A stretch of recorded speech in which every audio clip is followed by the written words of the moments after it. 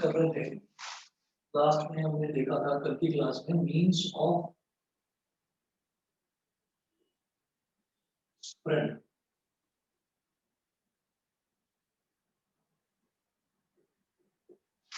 Means of spread, इसके फैलने के क्या क्या रीजन हो सकते हैं। तो देखिएगा, how do infectious diseases spread? Many microbial agents can commonly move from an affected person to someone else in a variety of ways. In other words, they can be communicated and so are called communicable diseases. क्या होता है कि कई जो microbial agents होते हैं, कई microbes ऐसे होते हैं जो एक इन्फेक्टेड पर्सन से, मतलब अगर एक पर्सन बीमार है तो उससे दूसरे पर्सन को भी बीमार कर सकते हैं। तो उस केस में जो हमारा जो डिजीज होती है उस डिजीज को हम बोलते हैं कम्युनिकेबल डिजीज। ठीक है। अच्छा, दूसरा, such disease causing microbes can spread through the air. This occurs through the little droplets thrown out by an infected person who sneezes or coughs. Someone standing close by can someone standing close by can breathe in these droplets and the microbes get a chance to start a new infection. Examples of such diseases spread through the air are the common cold, pneumonia and tuberculosis. तो क्या होता है कि जैसे मान लीजिए हमारे पास कोई इन्फेक्टेड पर्सन बैठा हुआ है जिसको निमोनिया हो रखा है या ट्यूबरक्लोसिस हो रखा है और वो हमारे बराबर में बैठकर या तो स्नीज कर देता है, मतलब छींकता है, या फिर कफ कर देता है यानी कि खांसता है। तो अगर कोई खांसता है या छींकता है तो उसके खांसने से या छींकने से छोटी छोटी ड्रॉपलेट्स जो है वो एयर में स्प्रेड हो जाती है। और वो जो ड्रॉपलेट्स हैं, अगर उन ड्रॉपलेट्स को कोई भी नजदीक में बैठा हुआ इंसान अगर उसको इनहेल कर लेता है तो उसको भी सेम प्रॉब्लम हो सकती है, सेम इन्फेक्शन उसकी बॉडी में भी हो सकता है। तो these type of diseases are called communicable diseases. उसके बाद देखिएगा, we all have had the experience of sitting near someone suffering from a cold and catching it ourselves. Obviously, the more crowded our living conditions are, the more likely it is that such airborne diseases will spread.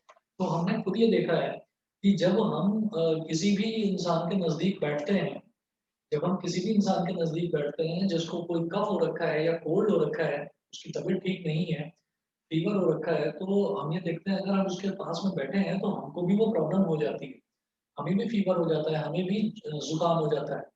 तो इस वजह से ये कहा जाता है कि जितने भी लोग जो हैं जो क्राउडेड एरियाज में ज़्यादा रहते हैं, तो क्राउडेड एरियाज में रहने वाले लोगों को सबसे ज़्यादा ये वाली कम्युनिकेबल डिजीज होती है। तो इसीलिए जो वो सोशल डिस्टेंसिंग की जो बात करी जा रही है वो इसीलिए करी जा रही है कि आप थोड़ा थोड़ा दूर रहिए। अगर बाई चांस कोई पर्सन कोरोना से इन्फेक्टेड भी है और आप वो आपके आसपास बैठा हुआ या खड़ा हुआ कहीं पर छींक देता है या खांस देता है, तो उसकी ड्रॉपलेट्स अगर आप थोड़ा दूर है उससे, तो उसकी ड्रॉपलेट्स जो है वो एटमॉस्फेयर में नीचे सेटल डाउन हो जाएंगी। वो आप जब सांस लोगे तो आपकी सांस के साथ अंदर नहीं जाएगी। लेकिन अगर आप उसके बराबर नहीं बैठे हो और वो इंसान छींक देता है तो उसकी ड्रॉपलेट्स जो है वो आपके अंदर जा सकती है थ्रू रेस्पिरेशन। जो आप सांस लेते हैं सांस के थ्रू अंदर जा सकती है। अब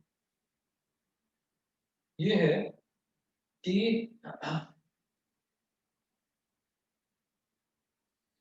diseases can also be spread through water. This occurs if the excreta from someone suffering from an infectious gut disease, such as cholera, get mixed with the drinking water used by people living nearby. The cholera-causing microbes will enter near new hosts through the water they drink and cause diseases in them. Such diseases are much more likely to spread in the absence of safe supplies of drinking water. तो drinking water का क्या होता है कि drinking water होता है और एक होता है टॉयलेट का जो सीवर का पानी होता है। जो टॉयलेट का पानी होता है मतलब जो ह्यूमन वेस्ट होते हैं जैसे यूरिन हो गया या स्टूल हो गया, तो वो जो पानी जाता है जो फ्लश होता है, तो उसको जो हमारी वाटर ड्रिंकिंग जो पाइपलाइन है उससे अलग रखा जाता है। क्यों?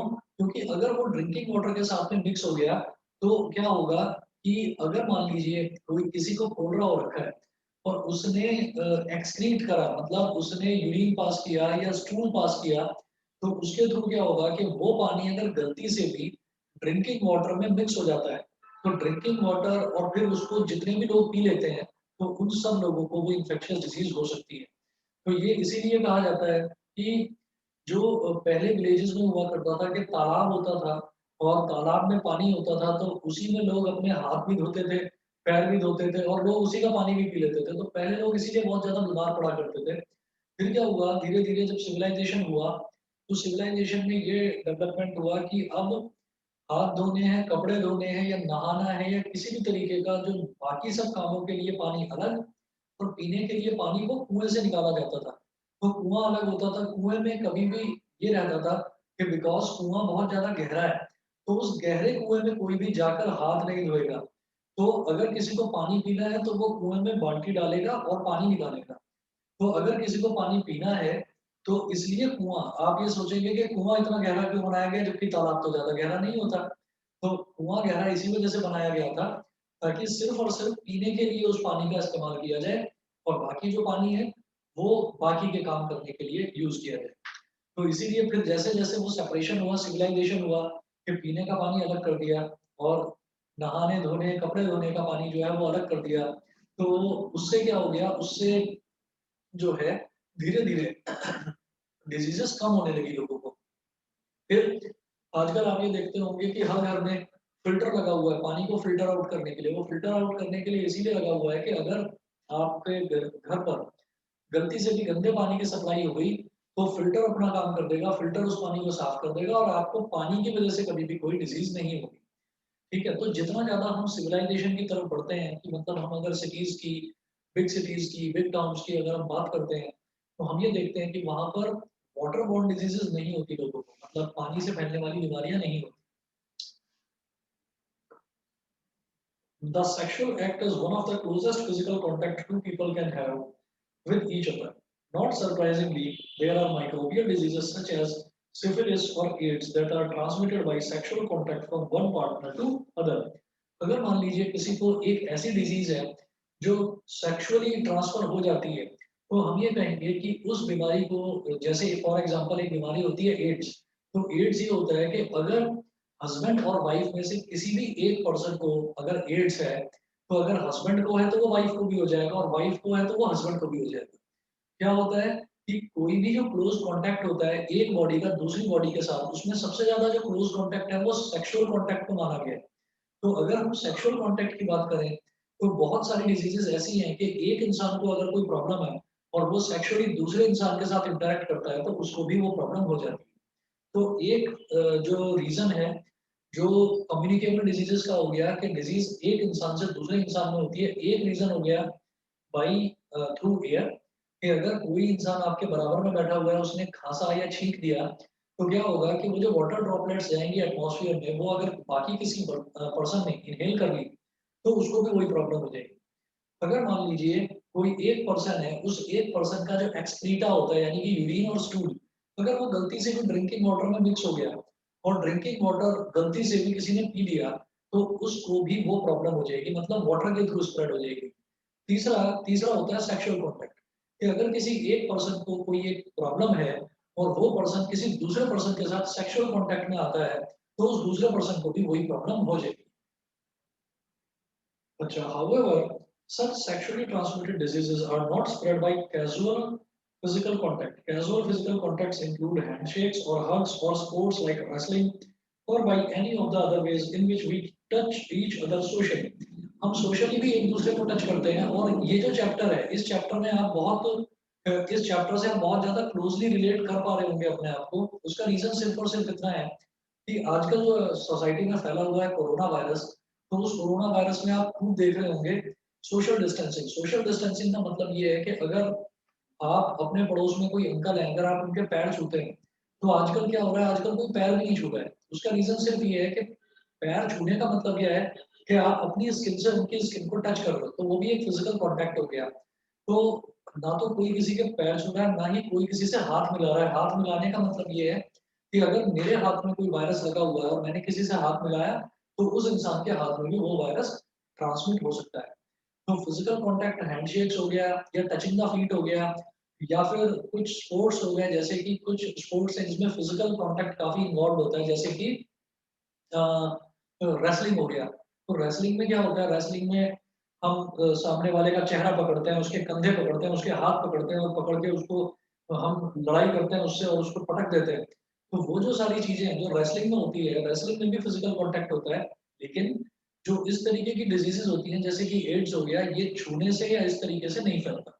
हालांकि जो कोरोना वायरस है, कोरोना वायरस के केस में ये हो गया है कि ये छूने से भी फैलता है, कि अगर आपने किसी कोरोना इन्फेक्टेड पर्सन को छू लिया तो आपको भी कोरोना हो सकता है। तो इसीलिए सोशल डिस्टेंसिंग बहुत जरूरी है ताकि आप फिजिकल कॉन्टेक्ट से बचें। ठीक है।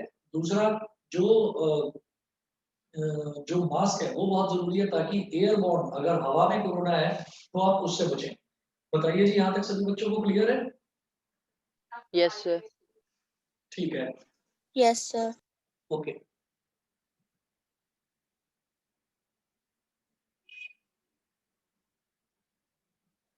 नेक्स्ट देखते हैं। अच्छा, other than the sexual contact, the AIDS virus can also spread through blood-to-blood contact with infected people or from an infected mother to her baby during pregnancy or through breastfeeding.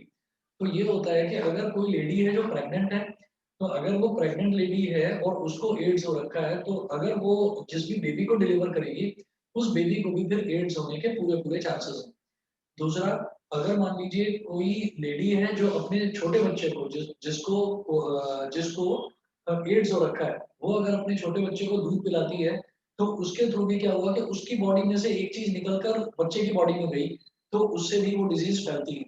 और तीसरा जो reason है वो है blood transfer का। अगर मान लीजिए किसी को ब्लड की जरूरत है और किसी एक इंसान को एड्स हो रखा है और उसका ब्लड किसी दूसरे इंसान को दे दिया जाता है, उसकी बॉडी में इंजेक्ट कर दिया जाता है, तो उसको भी एड्स हो जाएगा। ठीक है। तो ये होती हैं कम्युनिकेबल डिजीजेस, जो बहुत सारे रीजन से होती हैं। तो उनके जो रीजन है, अगर रीजन को हम समराइज करें,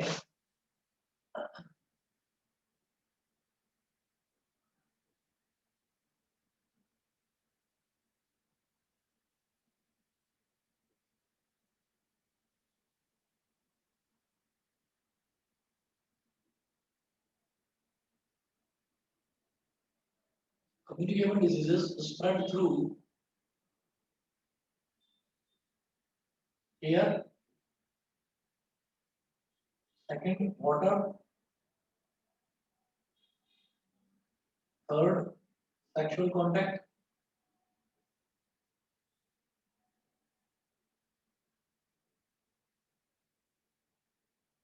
pregnancy,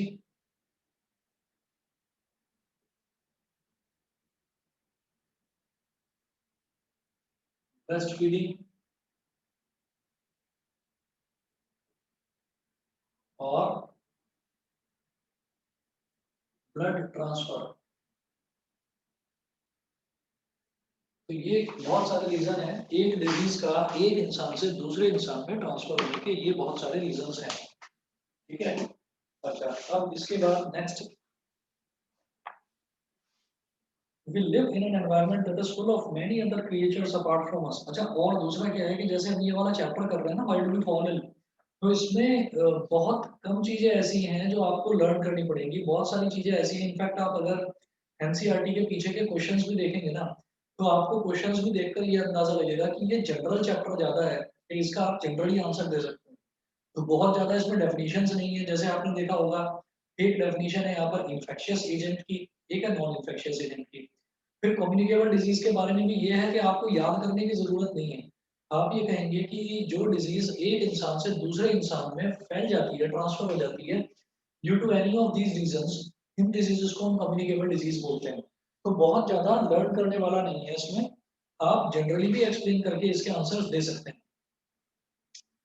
फिर अगला है, we live in an environment that is full of many other creatures apart from us. It is inevitable that many diseases will be transmitted by other animals। ठीक है।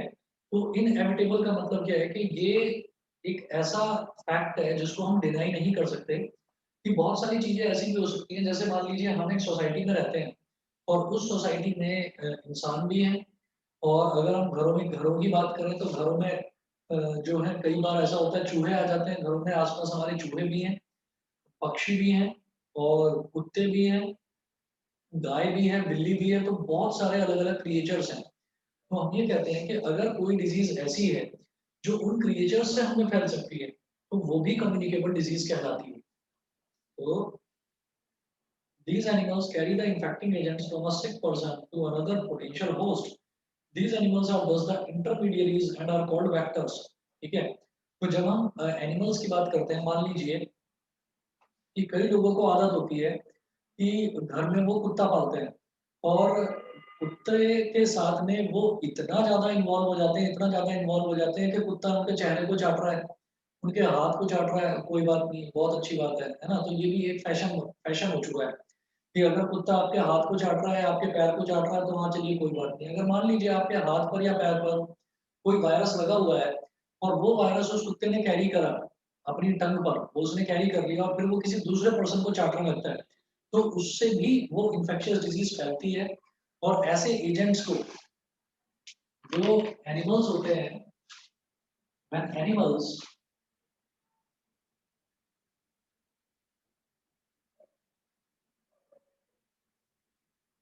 act as intermediary agents,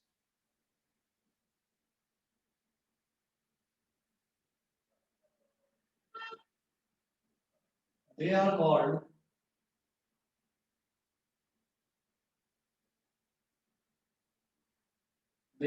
vectors. तो जब animals एक person से एक infectious कोई भी virus या कोई भी बैक्टीरिया लेकर दूसरे पर्सन को ट्रांसफर कर देते हैं, तो हम उनको बोलते हैं इन्फेक्शियस एजेंट, है ना।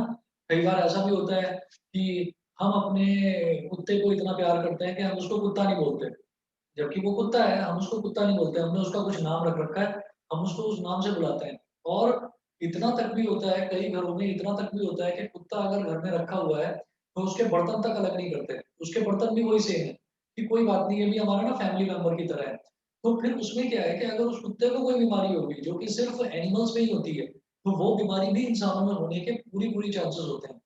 लोग कहते हैं कि हमने अपने कुत्ते को वैक्सीन लगवा रखी है, तो इसके थ्रू हमें कोई भी बीमारी नहीं फैलेगी। लेकिन कई बार क्या होता है कि कई बार वैक्सीन भी अगर ढंग से काम नहीं करेगी, अगर मान लीजिए हम इंसान हैं और हमने वैक्सीन लगा ली, कोई ऐसी वैक्सीन लगा ली कि हमें कभी फीवर नहीं होगा, ठीक? तो अगर मान लीजिए मुझे हल्का भी फीवर आने लगता है, तो मैं क्योंकि समझदार हूँ, मैं इंसान हूँ, तो मैं थर्मामीटर से फीवर चेक करके और मैं ये बता दूंगा कि मेरी वैक्सीन जो है वो काम नहीं कर रही है, मेरी वैक्सीन काम नहीं कर रही है, मतलब फीवर मुझे हो रहा है। तो इसका मतलब ये है कि अगर मुझे फीवर हो रहा है तो मेरे जो पड़ोस में बैठा हुआ है उसको भी फीवर हो सकता है। तो because we are human beings, तो हम तो अपनी बात को बता सकते हैं। लेकिन animals, animals who are made to roam around, जिनको बाहर घूमने के लिए बनाया गया है, उसको आप घर के अंदर बंद कर देते हैं। और घर के अंदर बंद करने के बाद में आप उससे ये एक्सपेक्ट करते हैं कि वो इंसानों की तरह बिहेव करे। ही और शी विल नॉट, ऐसा हो ही नहीं सकता, क्योंकि वो एनिमल है, वो इंसानों की तरह बिहेव नहीं करेगा। अब उसमें ये है कि भाई हम इसके खाने का भी बहुत ध्यान रखते हैं, हम इसके पीने का भी बहुत ध्यान रखते हैं, लेकिन अगर उसको आपने कोई वैक्सीन लगवाई है और वो वैक्सीन जो है वो इफेक्टिवली काम नहीं कर पाई, ठीक है, तो उसको कुत्ते को थोड़ी पता है ये बात कि भाई मेरे को वैक्सीन लगी हुई है और अब मैं किसी को काटूंगा तो किसी को कोई असर नहीं होगा। तो ऐसा होता है कि अगर मान लीजिए उसने किसी को काटा और उसकी वैक्सीन जो है वो काम ही नहीं करी उस वैक्सीन में, तो हम तो ये सोचकर नॉर्मल बैंडेज कर लेते हैं। उसने मान लीजिए हमारे हाथ पे या पैर पर कहीं पर काट लिया, हल्का सा ब्लड निकल गया, तो हमने नॉर्मल बैंडेज कर लिया कि अरे अब मेरे को रेबीज नहीं हो सकता। लेकिन अगर आपको मालूम हो रेबीज क्या होता है, तो रेबीज इतनी खतरनाक बीमारी होती है कि अगर कोई कुत्ता किसी को काट लेता है और हम इंजेक्शन नहीं लगवाते रेबीज के, तो क्या होगा, तब तब ये होता है कि हमें इमीडिएटली किसी भी तरीके का कोई असर नहीं आएगा। लेकिन 14, 15, 16 साल के बाद ये क्या होता है, ये कुत्ते का जो लाइफ साइकिल होता है, ये कुत्ते की जो एज होती है वो 12, 13 या 14 साल की होती है। वो उतने साल जीता है, उसके बाद मर जाता है, बूढ़ा हो जाता है, मर जाता है। तो 12, 13, 14 साल बाद अगर मान लीजिए किसी को किसी कुत्ते ने काट लिया और उसने रेबीज के इंजेक्शन नहीं लगवाए, तो 12, 13, 14 साल के बाद वो इंसान भी कुत्ते की तरह बिहेव करने लगता है। वो कुत्ते की तरह भौंकने लगता है, वो कुत्ते की तरह जीभ लटकाने लगता है, वो कुत्ते वाली हरकत करने लगता है, चार पैरों पर चलने लगता है और फिर अल्टीमेटली वो मर जाता है। ये रेबीज का होता है और ये मैं अपनी तरफ से नहीं बता रहा हूँ, कभी आपको लगे कि अभी हो सकता है आप लोगों को हंसी भी आ रही होगी सुनकर, लेकिन ये फैक्ट है। ये आप गूगल पर सर्च करके देख सकते हैं कि what are the symptoms of a person having rabies. उसके सिम्टम्स क्या होते हैं, वो कुत्ते की तरह आवाज निकालने लगेगा, वो कुत्ते की तरह भौंकने लगेगा, उसकी जीभ लटक जाएगी। ठीक है, तो ये सारे रीजंस होते हैं। ऐसे जो लोग होते हैं वो इतने डेंजरस हो जाते हैं कि अगर वो उनके अंदर कुत्ते वाली वो एक्टिविटी आ जाती है, वो भी अपने बराबर में कोई बच्चा बैठा हुआ है, कोई इंसान बैठा हुआ है, वो उसको काट लेते हैं, उसको काट लेते हैं, उसको भी रेबीज हो जाता है। तो ये चीज इतनी खतरनाक होती है। और same thing is with monkey. अगर किसी बंदर ने किसी को काट लिया और उसने रेबीज का इंजेक्शन नहीं लगवाया, तो क्या होता है कि वही जो बंदर की भी लाइफ साइकिल 8 या 10 या 12 साल की होती है, तो वो 8 10 12 साल के बाद में वो जो इंसान है जिसको कभी बंदर ने काटा था 10 12 साल पहले, तो वो बंदर की तरह एक्टिविटी करने लगता है, पेड़ पर चढ़ने की कोशिश करने लगता है और बंदर की तरह उल्टी सीधी आवाजें निकालने लगता है। तो वो टोटली बंदरों वाली एक्टिविटी करने लगता है। चार पैरों पर दौड़ना शुरू करेगा, मतलब हाथों पर और पैरों पर, जैसे जानवर दौड़ते हैं। तो इस तरीके की एक्टिविटी करने लगते हैं। तो ये चीज जो है, और ये चीज ये पता चलती है कुछ टाइम बाद। तो इसलिए ये कहा जाता है कि जो एनिमल्स हैं, एनिमल्स भी बहुत सारी जो डिजीजेस हैं वो उनको स्प्रेड करते हैं। फॉर एग्जांपल मंकी से या डॉग से या फिर रैट से या फिर कैट से, इनके काटने से रेबीज होता है। तो इसलिए कभी भी अगर कोई गलती से काट ले इस तरह से, या अगर वो आपको कोई कुत्ता दांत मारे और आपका हल्का सा भी ब्लड निकल जाए, तो समझ जाना कि रेबीज आपको हो सकता है, तो इंजेक्शन लगवाने में ही फायदा है। ठीक है, अब आगे सुनिएगा। These animals are thus the intermediary agents and are called vectors. The commonest vectors we all know are mosquitoes. जो सबसे कॉमन वेक्टर होता है वो क्या होता है? मॉस्किटो। मॉस्किटो जो है वो बड़े आराम से, एक पर्सन अगर इन्फेक्टेड है, एक पर्सन को अगर कोई प्रॉब्लम हो रखी है, उसने उस पर्सन का खून चूसा है, ठीक है, तो वो क्या करेगा, वो आकर अगर किसी दूसरे पर्सन को काट लेता है, तो उस पर्सन को जो इन्फेक्शन हो रखा है वो इन्फेक्शन आपको भी हो सकता है। ठीक है। In many species of mosquitoes, the females need highly nutritious food in the form of blood in order to be able to lay mature eggs. Mosquitoes feed on many warm-blooded animals, including us. In this way, they can transfer diseases from person to person. तो जो mosquitoes होते हैं, mosquitoes एक इंसान से दूसरे इंसान में बड़े आराम से डिजीजेस को फैला सकते हैं। बताइए बेटा, यहाँ तक सबको क्लियर है? यहाँ तक सभी को Yes. क्लियर है? Yes, sir. ठीक है। अच्छा, बस 1 मिनट का टाइम दो, मैं जरा पानी पी रहा हूँ।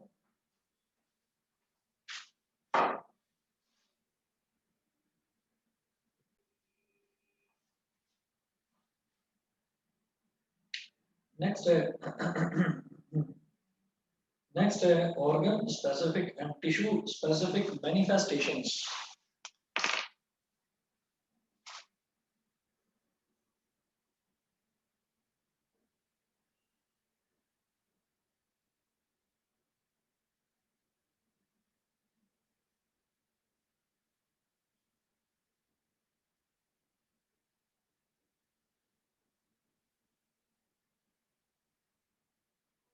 organ specific and tissue specific manifestations.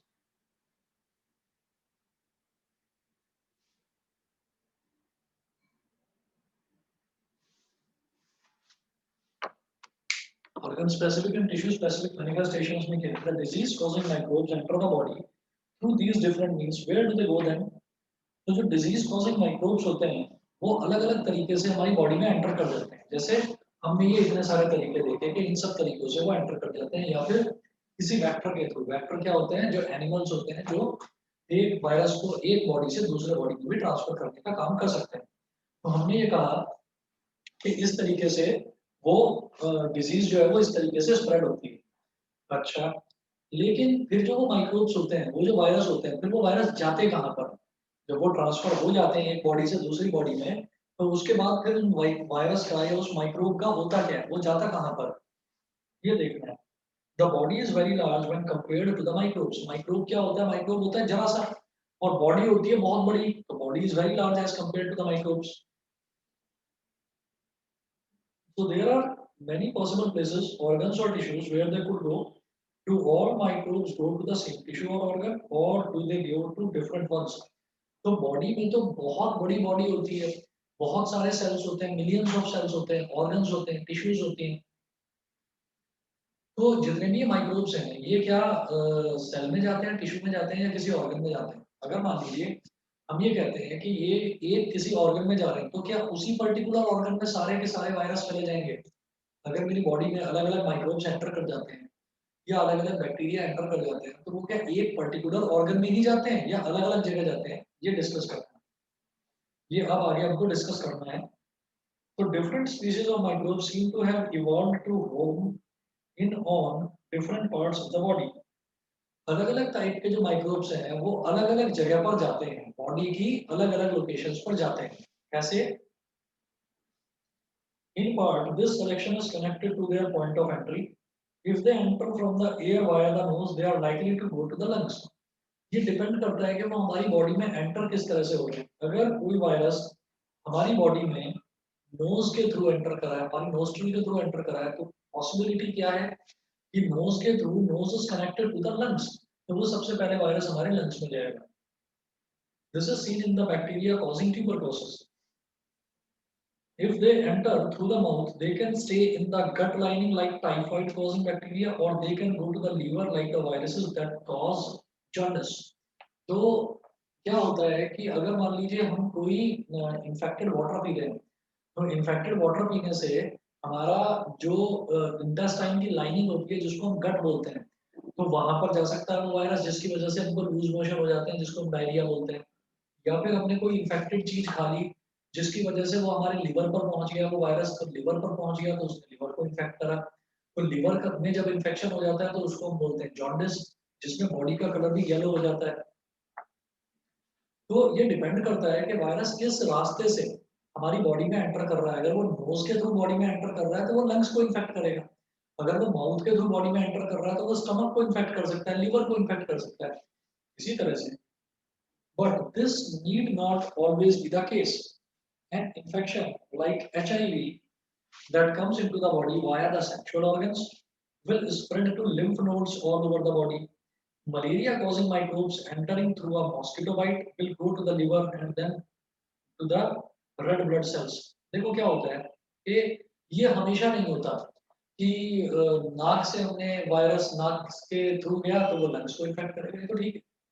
जो माउथ के थ्रू गया तो वो स्टमक को इन्फेक्ट करेगा, या फिर हमारा जो क्या कहते हैं लिवर है, लिवर को इन्फेक्ट करेगा। फिर जो एचआईवी वायरस होता है, एचआईवी होता है हमारा, एचआईवी वायरस जो होता है, तो उस वायरस को, वो वायरस जो है वो सेक्सुअली ट्रांसमिट होता है एक बॉडी से दूसरी बॉडी में, ठीक है। तो वो बॉडी में लिम्फ नोड में डेवलप हो जाता है। लिम्फ नोड क्या होता है, बॉडी पर, पूरी जो बॉडी होती है पूरी बॉडी पर छोटे छोटे छोटे छोटे जैसे दाने होते हैं ना, वो दाने निकलने लगते हैं और दाने फूलने लगते हैं, मतलब काफी मोटे मोटे दाने जिनको आप फुंसी बोल देते हैं। तो ऐसी फुंसी निकलने लगती है पूरी पूरी बॉडी पर, अलग अलग जगह, ठीक। और उसी से उसी से एक्वायर्ड इम्यून डेफिशिएंसी सिंड्रोम। तो एड्स का मतलब क्या होता है, एक्वायर्ड इम्यून डेफिशिएंसी। इम्यून का मतलब होता है बॉडी की इम्यूनिटी, डेफिशिएंसी का मतलब होता है कमी। तो जब इम्यूनिटी की कमी हो जाती है बॉडी में, तो एचआईवी वायरस की वजह से, तो अगर मान लीजिए आपको बुखार हो गया तो आपका बुखार ही ठीक नहीं होगा और आप बुखार से ही मर जाओगे। अगर आपको जॉन्डिस हो गया तो आपका जॉन्डिस ही ठीक नहीं होगा, आप जॉन्डिस से मर जाओगे। ट्यूबरक्लोसिस हो गया तो ट्यूबरक्लोसिस से मर जाएंगे, कोलरा हो गया तो कोलरा से मर जाएंगे। मतलब एड्स, एक पर्टिकुलर एड्स का कोई सिम्टम नहीं होता। एड्स जो है वो है एक्वायर्ड इम्यून डेफिशिएंसी, मतलब एक ऐसी इम्यून डेफिशिएंसी जो मैंने एक्वायर कर ली, कि मेरा इम्यूनिटी सिस्टम की डेफिशिएंसी हो गई मेरे अंदर, बॉडी के अंदर। तो उसका मतलब क्या है कि मुझे जो भी बीमारी होगी मैं उस बीमारी से ही मर जाऊंगा, ठीक है ना। तो वो बीमारी हमारी ठीक ही नहीं होगी। तो ये होता है एक्वायर्ड इम्यून डेफिशिएंसी सिंड्रोम, ठीक है। अच्छा, malaria causing microbes entering through a mosquito bite will go to the liver and then to the red blood cells, ठीक। तो मलेरिया वाला जो है, जैसे मान लीजिए किसी मॉस्किटो ने, जो हम बोलते हैं कि मॉस्किटो का नाम होता है जो मलेरिया जिससे होता है, उस मॉस्किटो का नाम होता है एनोफेलिस मॉस्किटो।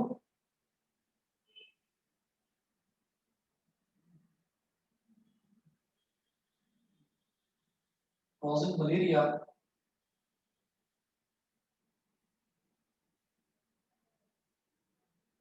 एनोफेलिस, है ना, एनोफिलीस बोलते हैं इसको। तो ये अगर ये वाला मॉस्किटो अगर काट लेता है तो उससे जो वायरस ये इंजेक्ट करता है बॉडी के अंदर, वो सीधा का सीधा लिवर में जाता है, और लिवर से फिर वो जाता है बॉडी में। दो तरीके के सेल्स होते हैं, जो ब्लड होता है ना, ब्लड में दो तरीके के, दो क्या बेसिकली तीन तरीके के होते हैं। एक होता है रेड ब्लड सेल्स, एक होता है व्हाइट ब्लड सेल्स और एक होता है लिम्फ। ये तीन तरीके के फ्लूइड होते हैं जिसमें ये डिवाइड हो जाती है हमारी बॉडी। बॉडी का जो ब्लड है वो तीन तरीके के कंपोनेंट्स में डिवाइड हो जाता है, एक तो लिम्फ होता है, एक रेड ब्लड सेल्स और एक व्हाइट ब्लड सेल्स। तो जो एड्स होता है वो तो सीधा सीधा लिम्फ पर अटैक करता है, जो मलेरिया होता है वो रेड ब्लड सेल्स पर अटैक करता है। और आपने सुना होगा डेंगू जो होता है, डेंगू व्हाइट ब्लड सेल्स पर अटैक करता है, जिसमें आपने सुना होगा कि प्लेटलेट्स डाउन हो गई है बॉडी की। प्लेटलेट्स जो है, प्लेटलेट काउंट किससे बढ़ता है, वो व्हाइट ब्लड सेल्स से बढ़ता है। तो इसीलिए व्हाइट ब्लड सेल्स को बढ़ाने वाली मेडिसिन दी जाती है डेंगू में, ठीक है। और अगर किसी को बहुत ज्यादा खतरनाक लेवल पर अगर डेंगू पहुंच गया है तो उसको प्लेटलेट्स जो है वो डोनेट करी जाती है किसी फ्रेश पर्सन की, किसी हेल्दी पर्सन की। अच्छा, फिर हम कहेंगे the virus causing Japanese encephalitis or brain fever will similarly enter through a mosquito bite, but it goes on to infect the brain. एक बीमारी होती है उसका नाम होता है Japanese encephalitis. Japanese encephalitis.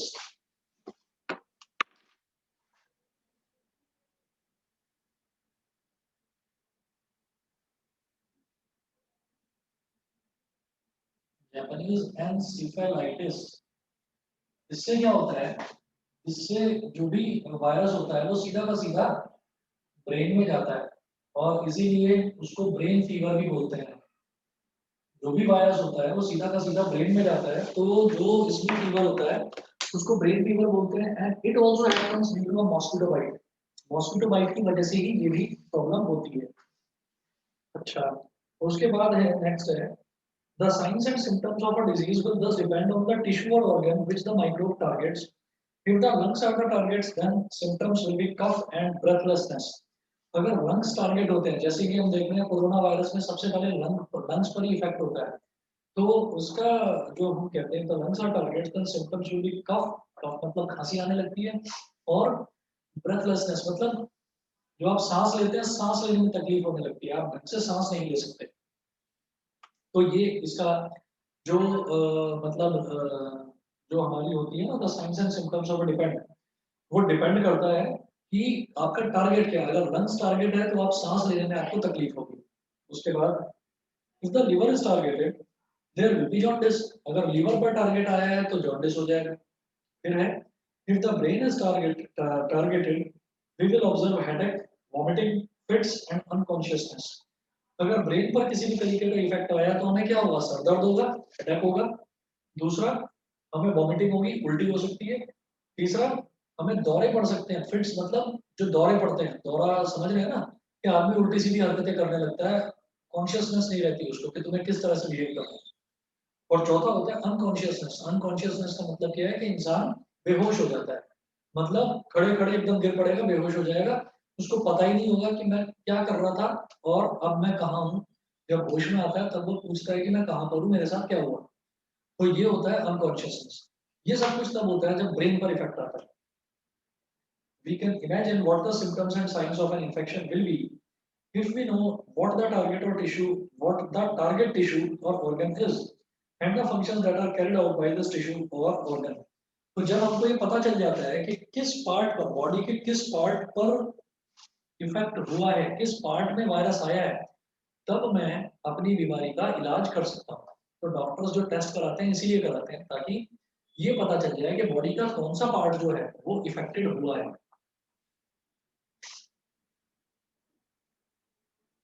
Acha, in addition to these tissue-specific effects of infectious disease, there will be other common effects too. Most of these common effects depend on the fact that the body's immune system is activated in response to infection.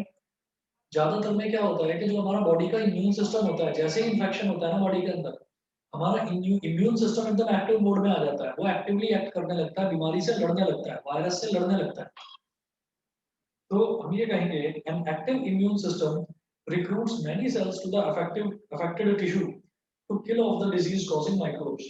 जो एक active immune system होता है वो बहुत actively क्या करता है कि जो भी अफेक्टेड पोर्शन है, जो बॉडी में अफेक्टेड पोर्शन है, वो वहां पर नए नए सेल्स लगा देता है, एकदम से असाइन कर देता है नए सेल्स के आपको इन वायरसेस से, इन बैक्टीरिया से लड़ना है। ठीक है। अच्छा, this recruitment process is called inflammation. तो जो हमारी जो इम्यून सिस्टम है वो जो नए नए सेल्स डेवलप कर देता है बीमारी से लड़ने के लिए, इस प्रोसेस को बोलते हैं inflammation. As a part of this process, there are local effects such as swelling and pain, and general effects such as fever. तो जब क्या होता है कि जब बॉडी का इम्यून सिस्टम बड़ी तेजी से किसी बीमारी से लड़ रहा होता है, तो बहुत सारी चीजें होती हैं जो हम बॉडी में देखते हैं। हल्का सा हम महसूस करते हैं कि हमारी बॉडी में हल्की सी स्वेलिंग आ गई है।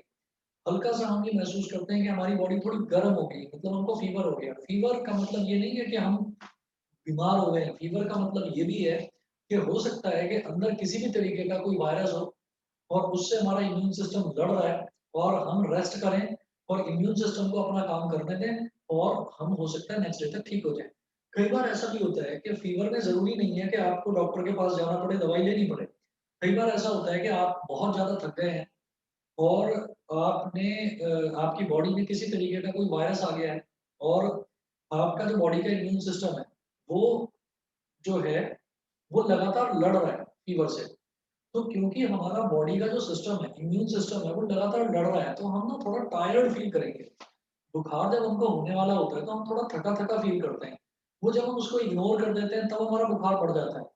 तो क्या है कि जब भी हमको लगता है कि हाँ थोड़ी मेरी तबीयत खराब है, मुझे थोड़ा सा फीवरिश लग रहा है, मेरे को फीवर हो सकता है, तो ऐसे में आपको आपके पेरेंट्स क्या कहते हैं कि बेटा रेस्ट करो, ये ठीक हो जाएगा।